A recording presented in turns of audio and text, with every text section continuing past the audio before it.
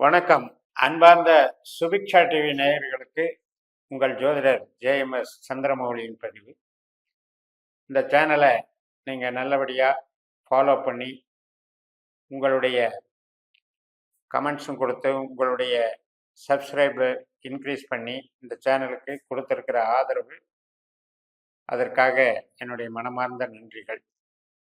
மேலும் இதே மாதிரி உங்களுடைய ஒத்துழைப்பை கொடுத்து அடுத்தடுத்த பதிவுகளுக்கு உங்களுடைய ஈடுபாட்டை நீங்கள் அதிகரித்துக் கொள்ளணும்னு கேட்டுக்கிறேன்.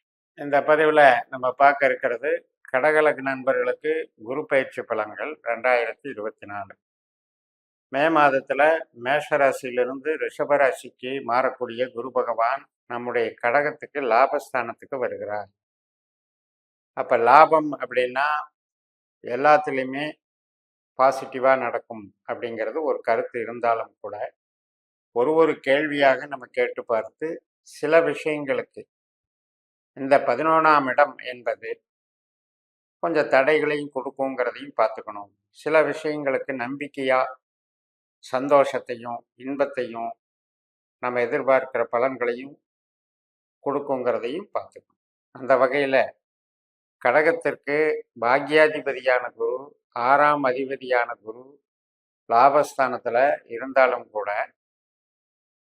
இந்த கடகத்தை பொறுத்த வரைக்கும் குருவானவர் நட்சத்திர ரீதியாக பலன் எடுக்கும் பொழுது மிக மிக ஒரு யோகமான பொட்டன்ஷியல் வச்சிருக்கிறவர்னு சொல்ல முடியாது.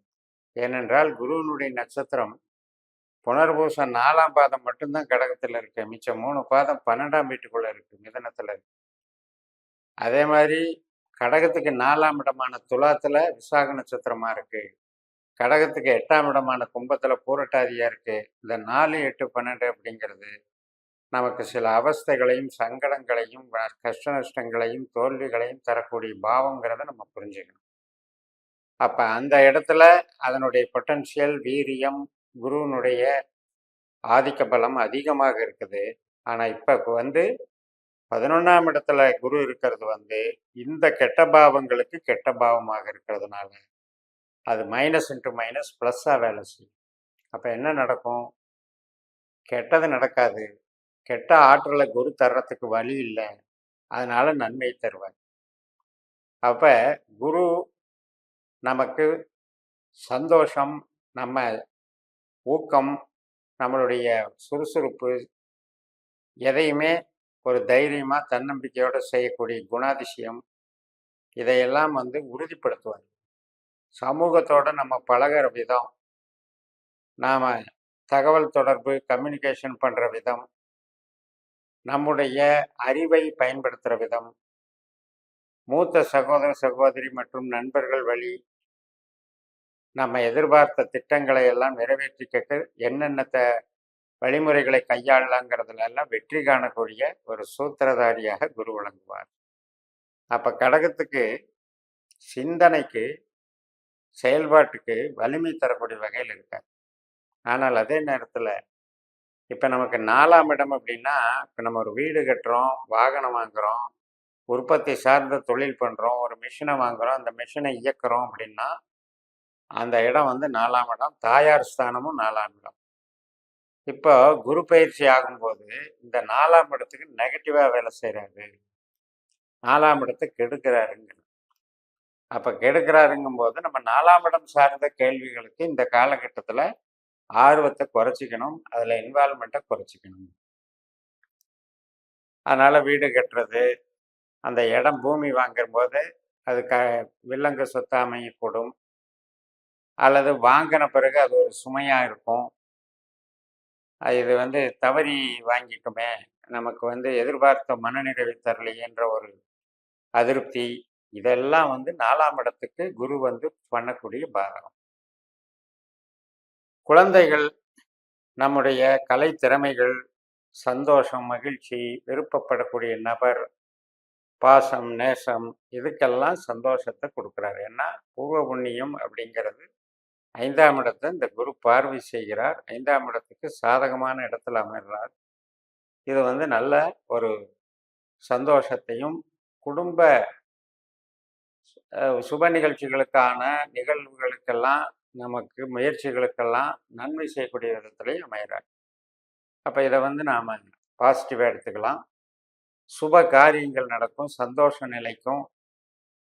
அதே போல் கம்யூனிகேஷன் லைனில் இருக்கவங்க, கலை படைப்புகளை செய்கிறவங்க, செய்தி விளம்பரத்துறையில் இருக்கவங்க, கமிஷன் துறை, கன்சல்டிங் துறையில் இருக்கவங்க, நீதித்துறை, சட்டத்துறை, பேங்கிங் துறையில் இருக்கவங்க, இது எல்லாத்துக்குமே அந்த மூளை உழைப்பு சார்ந்த ஸ்மார்ட் ஒர்க் பண்ணுறவங்களுக்கெல்லாம் ஒரு நல்ல பூஸ்டப்பை கொடுக்குது, நல்ல வளர்ச்சியை கொடுக்குது. அதனால் உறவுகளுக்கும் கொண்டாட்டம், மூளை உழைப்புக்கும் நல்ல பலனை தருது. சர்வீஸு வேலை பார்க்குறதுல பிரச்சனை இல்லாமல் போயிட்டுருக்கும். கணவன் மனை உறவு மகிழ்ச்சிகரமாக போய்கிட்டு இருக்கும். திருமணத்துக்காக புதுசாக நாள் குறிக்கிறது, வரன் பார்க்குறதெல்லாம் சீக்கிரம் அமையறதுக்கு நல்ல பலனை தரும். இந்த காலகட்டத்தில் திருமணம் நடந்தேறும். குழந்தை பிறப்புக்கு ட்ரை பண்ணுறவங்களுக்கு குழந்தை பிறப்புக்கு சாதகமான சூழல் அமையும். அது மாதிரி பூர்வீக சம்மந்தப்பட்டது, ஆராய்ச்சி கல்வி படிக்கிறது, அப்பா வர்க்கம், குலதெய்வ கோயில், இந்த காரியங்கள் விசேஷங்களுக்கெல்லாம் சாதகமாக அமையும். ஒரு சில பேருக்கு 2ஆம் திருமணம் கூட சுபமாக அமையும். முதல் திருமணம் முறிவானவர்களுக்கு 2ஆம் திருமணம் அமைகிறதும் சுபமாக அமையும். 2வது குழந்தைக்கு அப்புறம் 3வது குழந்தை பிறக்கிறதுக்கு கூட சாதகமாக அமையும்.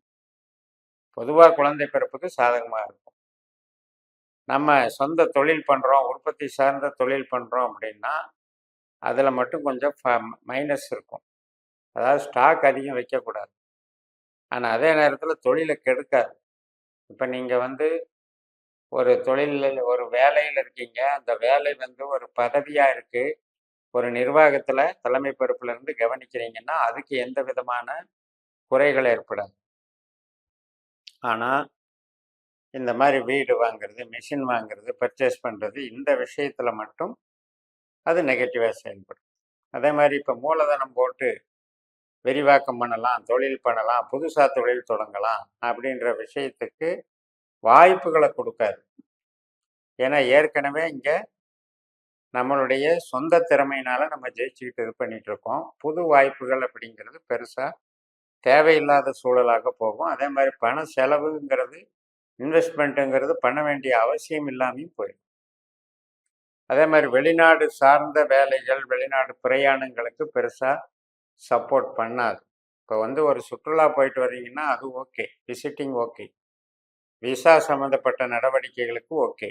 ஆனால் ஒரு நிரந்தரமாக போய் குடியுரிமை வாங்கி அங்கே தங்கி வேலை செய்யலாங்கிறதுக்கு இது சப்போர்ட் பண்ணாது. அது மாதிரியான அப்ளிகேஷன் போடுறவங்களுக்கு இப்போ கொஞ்சம் டைம் வந்து நெகட்டிவாக வேலை செய்யும். அப்போ இவ்வளவு விஷயத்த நம்ம ஒவ்வொரு கேள்வியாக பார்த்து அந்த பாவங்களுடைய தொடர்பை வைத்துத்தான் நம்ம கணக்கெடுக்க முடியும். அந்த வகையில் இப்போ கடகத்துக்கு லாபஸ்தானத்தில் இருந்தாலும் அங்கே 3 நட்சத்திரம் இருக்கு.